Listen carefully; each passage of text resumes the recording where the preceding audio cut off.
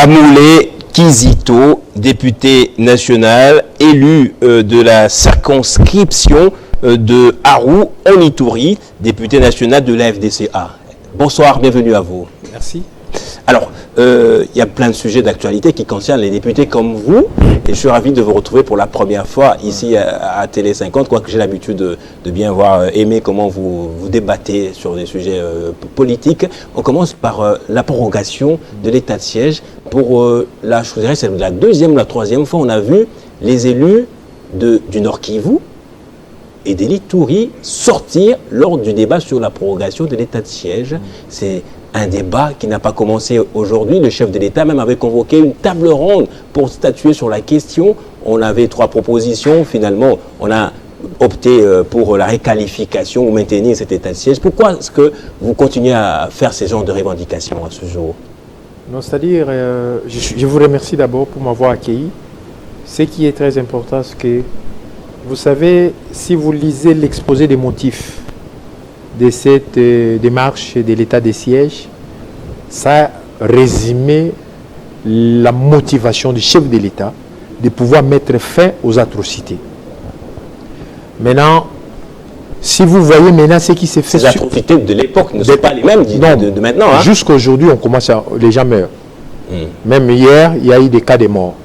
Les gens meurent, il n'y a aucun espace qui a été récupéré par l'armée, aucun espace qui a été pacifié. Jusque-là, les gens continuent à mourir. Alors, on doit pouvoir s'interroger parce que c'est 93e prolongation. Ça fait presque 3 ans. Alors, si vous lisez l'exposé des motifs, vous essayez d'évaluer cette motivation avec la situation actuelle. Vous vous rendez compte que rien n'est fait. Et maintenant, ce qu'il y a, c'est autre chose. Parce que si vous arrivez, par exemple, à Nitouri, à Bunia, une autorité arrive à Nitouri, la première motivation qui pousse les autorités politico-militaires de l'Ituri, c'est de pouvoir prendre cette autorité et de le faire circuler dans l'agglomération de Bunia. Le petit macadam qu'ils ont fait pendant sur une distance de 10 km, c'est ça qu'ils montrent. Les réalisations des autorités militaires. Bien que nous sachions quand même, hein? Bien que nous sachions que l'argent est venu de Kinshasa, ce n'est pas l'argent qui est venu là-bas, mais l'argent local n'a rien servi, ni pour stabiliser la province, ni pour aider la province dans le système de son épanouissement, ni dans les services militaires. Amoulé Kizito, on parle de la croissance dans la mobilisation des recettes. Mais la mobilisation de Kivu notamment. L'objectif de l'autorité qui est là, sur place à Bunia, ce n'était pas pour mobiliser la recette ou produire résoudre la situation sécuritaire. C'était uniquement de mettre fin aux atrocités et de mettre les gens dans le culture. Vous savez, moi je peux vous dire une chose. Moi je suis de l'Ituri. Oui. Vous savez, à Réti, par exemple, les produits maraîchers, la tomate, les poireaux, les choux, tout là, les produits maraîchers, ça se plante sans saison culturelle. C'est-à-dire vous arrachez la pomme de terre et vous retournez. Là, c'est presque le climat tempéré.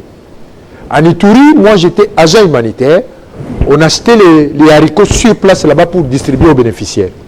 Mais aujourd'hui, l'Ituri, c'est impossible de faire les chats. Mais si vous voyez... à cause de quoi? De la présence militaire notamment? L'insécurité. Ou de mouvements de population? L'insécurité d'abord. Vous savez, pour faire les chats, il faut avoir de la patience, il faut travailler, attendre les produits de son récolte. Mais quand on ne sait pas faire son chat, on va vivre où? On ne sait pas faire son chat. Pourquoi on ne fait pas le champ? Parce qu'on est déplacé à cause...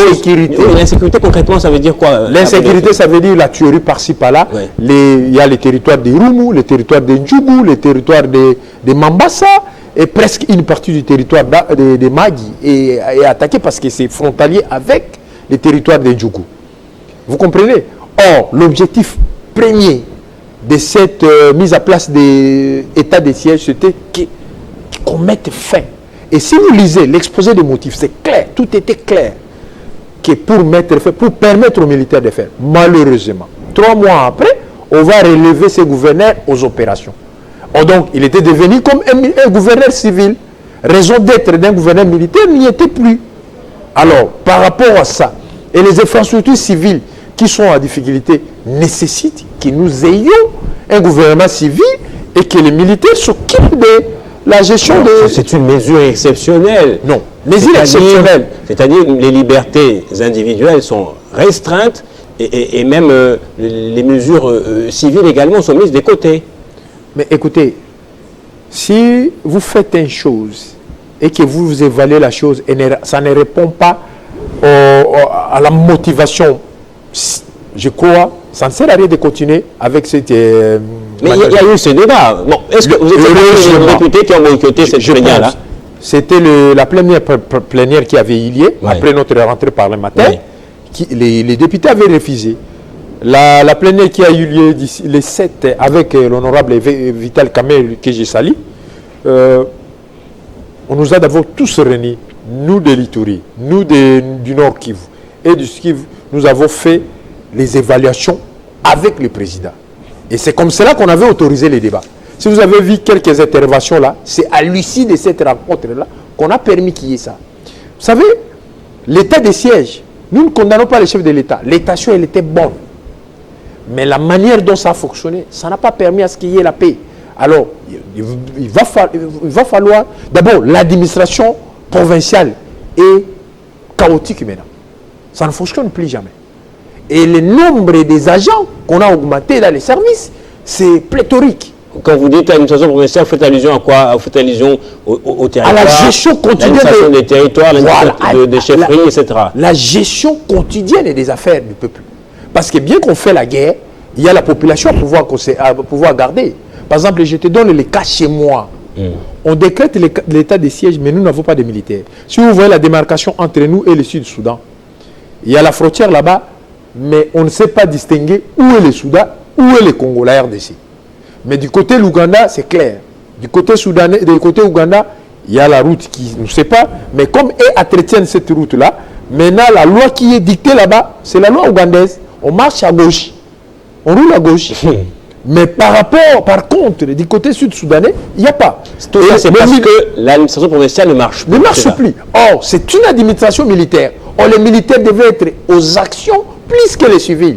Or, si vous arrivez là-bas, vous trouverez que les militaires qui sont commis à la garde ne sont pas ce qu'il faut. Ils sont là, avec des barrières, à train de rationner. Un militaire de combat, si vous le mettez quelque part, il met une barrière, il commence à rationner, est-ce qu'il saura combattre? Non. Mais si vous voyez à la frontière avec le Sud-Soudan, nous n'avons pas de militaires. Mais on tue par contre les militaires chez nous. Et la revanche congolaise n'y est pas. On se pose la question, sommes-nous dans quel état? État de siège ou état civil? Parce qu'on comprendrait s'il y avait un gouverneur civil que ces genres d'atrocités venaient. Mais nous avons un militaire qui est à fonction. Or, le nombre de militaires devrait multiplier. Alors, est-ce qu'on n'est pas dans une impasse là? Donc c'est comme cela que...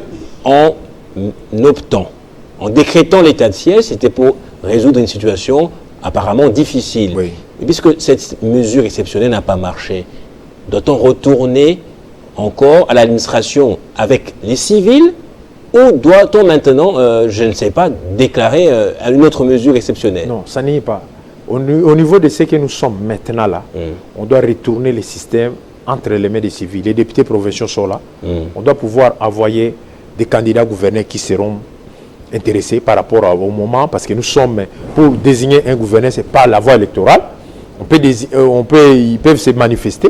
Et si le président lève ça, et puis on organise les élections, on élit un gouverneur qui dirige. Maintenant, on met les opérations entre les mains des militaires. Et ces militaires-là doivent pouvoir continuer et faire librement ce qu'ils peuvent, mais l'administration publique doit rentrer dans les systèmes.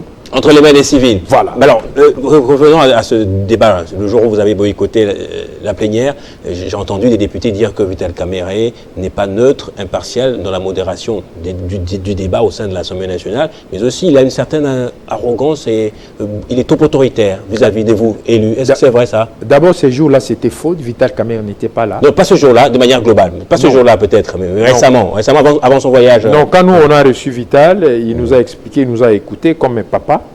Et nous, on a démontré comment les choses ne marchaient pas. Il a compris. Je crois qu'il va faire les rapports acquis des droits. Je crois que ce qui est important, c'est ça. Et la suite maintenant. La suite, c'est plus de 80 fois qu'on a prorogé cet état de siège. Bientôt, ce sera l'anniversaire du 100e. Nous, notre démarche est de pouvoir remettre l'administration entre les mains du civil et continuer. Vous savez, si vous voyez, vous évaluez chaque millimètre près par rapport à la situation de l'état des sièges, vous trouverez que rien ne marche. Aujourd'hui, je peux vous révéler une chose. Vous savez qu'aujourd'hui, à Ituri, dans les Djougou, dans Mambasa et autres, nous avons des Chinois qui sont gardés par des militaires en train d'exploiter de l'or en Ituri. Et à côté, vous voyez, vous allez rencontrer quelques miliciens en train de garder encore d'autres équipes en train de faire l'exploitation. Qui gardent encore des Chinois. Mais vous posez la question, qui sont-ils? Comment ils sont gardés par 12 ou 14 militaires ou autant de policiers pendant que la population n'est pas gardée? Mais, vous posez la question. Même pendant la gestion des civils, c'était le cas. Non, ce n'était pas le cas. Si, donc, écoutez, partout ailleurs, là-bas, là où la mesure que le chef de l'État exploite le sous-sol, on trouve des policiers qui gardent. La mesure que le chef de l'État avait adoptée, c'était une mesure salutaire. Mais ça a dégénéré, nous devons revoir. C'est tout à fait logique par rapport à un système de fonctionnement. Pourquoi on ne rentre pas? Pourquoi on ne revient pas à l'ancien système? Est-ce parce qu'on a honte? Quel est l'ancien système? Les civils, justement, l'administration avec les civils. Non, l'administration, parce qu'il faut les... Pourquoi le chef d'État ne prend pas ce courage de dire que non, on a échoué à l'état de siège? C'est la honte ou quoi? Il faut qu'on amène les éléments auprès du chef de l'État. Le chef de l'État est chef d'orchestre. Parce que quand on est appelé à diriger, on ne joue pas la musique partout. Vous pouvez être le chef d'orchestre, vous ne jouez pas à la tam-tam, ni à la batterie. Mais vous savez quand même les sons. Et vous écoutez les membres qui composent l'orchestre. Dès lors qu'ils vous amènent des éléments qui confirment que telle chose ne marche pas, à ce moment-là, vous revisitez. Nous, on ne considère pas les chefs de l'État comme Dieu qui connaît tout. Non. Nous, on considère que les chefs de l'État avaient pris une bonne décision. Maintenant, et que cette décision n'a pas marché, on peut revoir certaines choses. Merci beaucoup, Amoulé Kizito. Voilà, on va passer au deuxième sujet, la révision de la Constitution. C'est que vous êtes la dernière étape. Là, en ce moment, on est encore dans des discussions politiques. On sait que le vrai débat se fera au sein de l'hémicycle de l'Assemblée nationale. C'est là que vous interviendrez directement en tant que député national. Mais qu'à cela ne tienne, vous êtes politique aussi, membre de la FDC, allié de l'UDPS au sein de l'Union sacrée de la nation, jusqu'à preuve du contraire. Quel est votre point de vue par rapport à ce débat sur la révision constitutionnelle? Je pense, vous l'avez bien dit, par rapport à votre questionnement, c'est une pensée. Une famille politique est en train de penser. Ça n'en est plus, hein, parce que maintenant, Kaboul est très clair. Écoutez, est très clair dans sa logique. On ne peut pas refuser à quelqu'un de penser. C'est comme moi. Je suis en train de penser et j'ai commencé déjà à faire des écrits, mais ce n'est pas qu'au publié. Je suis en train de penser que Congo doit avoir deux langues officielles. Première langue, c'est le français. Deuxième langue, c'est l'anglais. Là, il faut, avec le système éducatif actuel, il faut autoriser que nos enseignements se fassent aussi en anglais. Il faut que nous ayons des langues officielles. Aujourd'hui, le français est dans un singleton là, on ne peut pas expliquer. Si vous quittez Kinshasa, vous rencontrez que les Français en France ou au Canada. Alors, le français nous isole plus. Nous isole davantage. Or, la langue de l'invasion, c'est l'anglais. Et la langue du commerce aujourd'hui, c'est l'anglais. La langue de la diplomatie, c'est l'anglais. Mais si vous voyez la manière dont nous sommes en train de réfléchir, vous voyez que nous sommes en français. Or, pendant qu'un anglais raisonne différemment. Or, si vous arrivez à Dubaï, vous croisez un Congolais en train de souffrir dans les services qui lui est propre par rapport à son achat, vous vous posez la question, nous avons la raison aujourd'hui de demander à ce que l'anglais soit la deuxième langue officielle. Bien que c'est constitutionnel, mais à titre d'amener un apport à pousser notre système éducatif, à standardiser le système, parce qu'aujourd'hui, nos enfants qui sont appelés à faire de la diplomatie avec les Français, ils sont trop isolés. Ça, c'est une pensée que j'ai développée. Mais c'est de la même manière. Une famille avec... pensée qui peut faire débat aussi. Oui, ça va faire des débats. Nous, on attend que cela soit à l'endroit du temple de la démocratie pour qu'il y ait débat. Par rapport à ça, maintenant, je trouve que Augustin Kabila, que j'ai sali comme député, du temps de Joseph Kabila, on n'était pas arrivé jusqu'à ce niveau où un parti politique endosse cette responsabilité de la révision de la Constitution. Mais il y avait plusieurs démarches. Il y avait plusieurs démarches. Par écrit, non. Il y avait des débats scientifiques plutôt. Il y avait des professeurs qui ont fait des débats par rapport à oui, ça. c'était scientifique, mais là, on est dans un débat très dans une ligne politique. Mais écoutez, qu'est-ce que ça vous inspire d'abord? Le fait que ce débat soit fait d'abord au sein d'un seul parti politique de l'Union sacrée de la nation. D'abord, notre Constitution a des endroits, des dispositions qu'il faut pouvoir réviser. Par exemple, quand on est élu chef de l'État, on ne sait pas mettre directement le Premier ministre. Je te donne un exemple. Deuxièmement, le chef de l'État, comme il est là,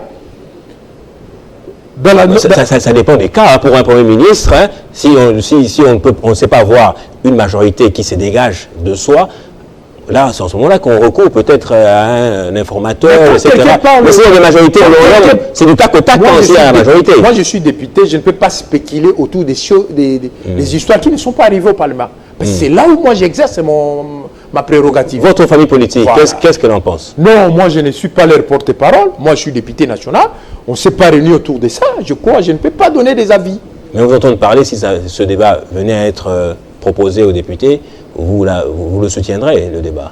Non, écoutez, moi je suis respectueux de notre système politique. Et s'il y a un débat, qu'on fait un débat officiel par rapport à un groupe parlementaire, moi j'appartiens à un groupe et les autres amis, collègues appartiennent à des groupes parlementaires. S'il y a autour d'un débat, il y a des sujets importants par rapport à notre système de politique, nous on peut marcher. Mais dire maintenant de condamner la famille politique de l'IDPS ou condamner le collègue Kabouya, moi je ne peux pas. C'est un jugement de valeur, je n'entre pas dedans. C'est trop pressé. Oui, c'est trop pressé. Ou vous ne voulez pas vous mouiller simplement? Non, non, non, non. Il est libre de penser. Moi, je trouve que... Vous ne voulez pas vous mouiller, vous ne voulez pas s'écarter après. Vous deviez avoir une opinion là-dessus. Non, écoutez, aimer quelqu'un, c'est aussi permettre qu'il vive dans sa liberté. C'est ça. Ce n'est pas une simple liberté. Parce que nous avons 4 ans. Ce débat, ce n'est pas nouveau. Écoutez. Ce n'est pas sans précédent. Nous avons 4 ans. Or, il y aura plusieurs questions qui vont venir. Oui. Et on va débattre. Il y a des questions qui vont passer, il y a des questions qui ne vont pas passer. Ça se passe comme ça. Moi, je suis tout à fait d'accord que quelqu'un puisse passer comme député national. Moi, je trouve normal. Moi, je trouve normal. Alors, je constate juste votre réticence. Non, non, non, non. Moi, je suis un homme libre. Et j'estime aussi que les autres peuvent être aussi libres comme moi. Mais alors, si on vous le proposait maintenant... Non, il faut qu'il y ait débat par rapport à toute chose. Parce qu'il y a des débats autour d'un sujet important et que ça passe. Parce que, par exemple, pour la loi électorale, chaque année, cycle parlementaire, il y a toujours des débats autour de notre système électoral. Et c'est là personne ne refuse. Parce que même à l'époque des Kadima, il y a eu des débats avant qu'il soit. Et maintenant, quand il va venir rendre les tabliers pour qu'on désigne d'autres personnes, il y aura toujours débat, je crois. Il faut attendre le moment opportun pour en faire des débats. Vous n'aidez pas non plus vos électeurs, étant donné que vous êtes élu de Ditori qui est sous état de siège. Si un jour ce débat était placé vraiment à l'endroit des députés nationaux, c'est difficile pour ceux qui sont sous état de siège de pouvoir participer directement. Les questions très importantes pour nous, c'est de voir comment pouvons-nous développer la RDC.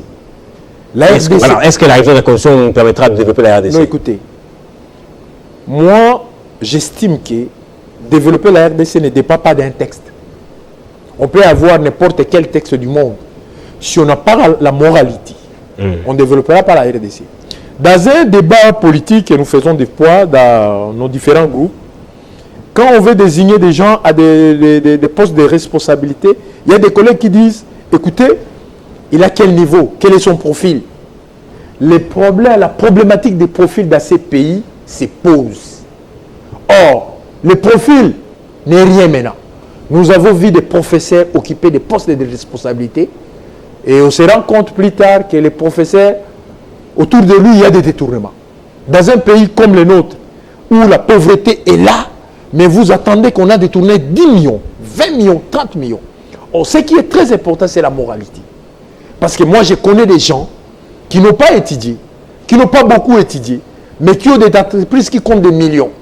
Mais sur sa table, il n'a qu'un téléphone, une calculatrice. Mais il gère des millions. Mais chez nous, on nous a poussé à nous faire croire qu'il faut avoir un document sur lequel on a écrit professeur je ne sais pas de quoi, PhD, qui est juste une présomption de connaissances. Mais quand vous donnez à celui-là des postes de responsabilité, et ce qu'il fait... C'est quelqu'un qui manque de moralité. Ça y tombe. Alors c'est comme cela que moi je me pose toujours la question. J'ai dit, nous les Congolais, moi qui suis député national, à la frontière avec l'Ouganda, Sud-Soudan, et je vois ce qui se passe dans l'autre pays, je me pose la question. Je donne un exemple. Ce n'est pas parce que j'ai fait cette publicité-là. Je dois quand même interpeller. Parce que nous, au Congo, on pense que pour se développer, il faut s'égaler à la France. Non. Le développement, c'est un modèle, un système de gestion. Si vous prenez le cas, par exemple, de l'Ouganda, qui est un pays totalement enclavé, qui compte plus de 2000 entreprises, sans compter les entreprises comme le Pepsi, là, qui compte plus de 2000 entreprises. Mais quand vous arrivez chez nous au Congo, vous cherchez 2000 entreprises, vous n'en trouvez pas. Mais vous cherchez les minerais, nous en avons, à gogo d'ailleurs. Mais les entreprises pour embaucher les Congolais, il n'y en a pas. Vous cherchez les millionnaires, vous trouvez. Vous cherchez les millionnaires, vous les trouvez en politique. Mais vous cherchez les entreprises qui ont beaucoup de moyens, vous ne trouvez pas. Quand vous cherchez les millionnaires, vous les trouvez en politique. Oui. Mais quand vous cherchez les millionnaires dans les commerces, ils ne sont pas. Quand vous cherchez dans les commerces, ce sont des étrangers. Des Chinois, des Libanais. Écoutez, nous, on risque de brader notre richesse en pensant ainsi. Il faut que nous puissions passer différemment. Alors ce débat sur la révision de la Constitution aussi nous passe à côté de l'essentiel. Non, c'est-à-dire, fait passer à côté de l'essentiel. Je te donne par exemple la loi. Si quelqu'un veut arranger la route qui conduit de chez lui à un carrefour quelconque, on refuse. Alors, vous parlez, j'en profite pour poser la question sur Moïse Katumbi, qui voulait bien réhabiliter une piste d'un vieil aéroport, ou aérodrome, je vais dire, à Moulondé. Mais maintenant, voilà, ça lui crée beaucoup de soucis.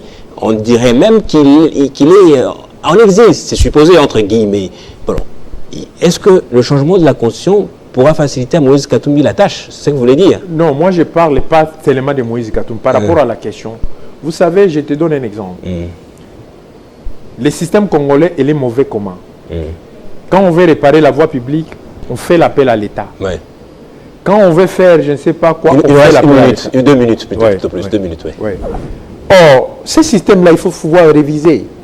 Parce qu'un Congolais qui estime qu'il peut arranger une route, par exemple, une avenue là où il est, c'est quand même important. Je vois les députés les font pendant la campagne électorale. Ils achètent des câbles, ils mettent ici à Kinshasa, parti de gauche à droite. Ils construisent des ponts. Ils construisent des ponts. Ça, pour les députés, c'est passé. Bon, il y a une situation, excusez-moi de l'aborder. Il y a une route ici qu'on appelle l'avenue Flamboyant.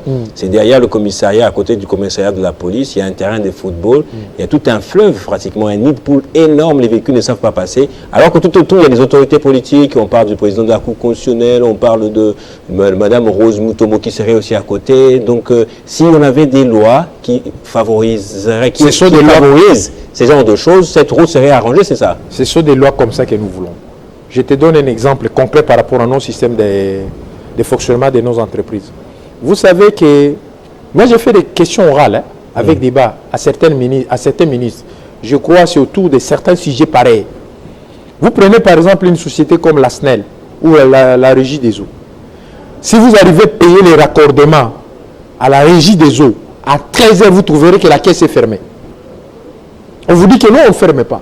Et moi, j'ai sorti ma carte pour dire que j'étais député. À ce moment-là, ils ont préparé à ce que je paye. Et je me pose la question. Mais quand vous payez pour venir faire ces raccordements, ils ne viennent pas non plus. On se pose la question. Quel est notre système de fonctionnement? Soit on veut les rendre dans les systèmes capitalistes ou on veut les faire.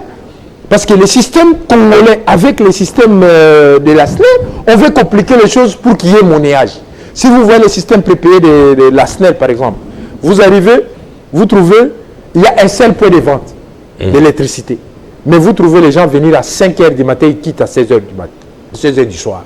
Vous vous posez la question, faut-il simplifier? Parce que moi, je connais, à une époque, j'étais à 2003. Avant l'inquisiteur, je vous interromps malheureusement, mais j'ai une question quand même qui fait débat aussi. Le chef de l'État a reçu hier la famille de la fille qui a été retrouvée morte au Canada, qui est portée disparue d'abord dans l'île Saint-Quentin. Elle a été retrouvée morte finalement. Le chef d'État a reçu cette famille. Qu'est-ce que ça vous a inspiré, sachant que dans votre coin, il y a des familles aussi entières qui perdent les leurs tous les jours pratiquement. Ça vous a fait quoi? Moi j'ai aimé la manière dont le pays s'est mobilisé pour la recherche.